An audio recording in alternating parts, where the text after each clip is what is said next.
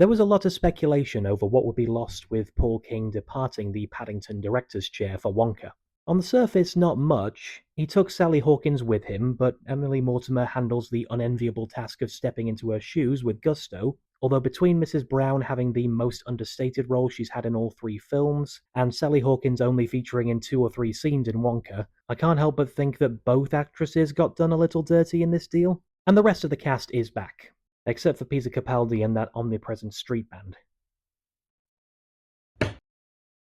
The CG Paddington and other bears still look pretty faultless, and the comic stylings can still be effectively referred to as light, in terms of heartedness, slapstick, and actual light. It's a very bright film. Most of what seems to be missing, with the exception of a couple of painterly blemishes, is the storybook quality of the film's aesthetic that garnered more than one comparison to the films of Wes Anderson. Instead, the Peruvian excavation is going for more of a pastiche to African Queen-esque classic adventure films, which doesn't necessarily mesh particularly well with the kind of close-quarters intimate style of the Paddington films, although perhaps they were bolstered by how well they pulled off the train scene in Paddington 2's climax, and it does afford the film a new environment to play with new slapstick gags. The big question for me going in, though, was how would Paddington in Peru develop its themes of belonging and community through Paddington's migrant journey? These expectations spurred on a slight feeling of disappointment that Paddington would be leaving England for the bulk of the film. Perhaps it was too much to ask,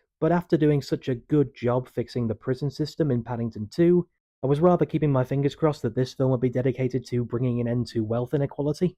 Instead, Paddington's travel back to his homeland gestures towards the unique perspective afforded to those with a dual citizenship, with Paddington subconsciously mulling over his identity and questioning where he belongs now that he's a fully fledged British citizen. But his travels back home don't really interrogate this much further, with even his status as a lost bear adopted by Aunt Lucy never prompting much angst in Paddington regarding his true parentage. Most likely they didn't want to meddle with Paddington's status as the unproblematic moral centre of the story.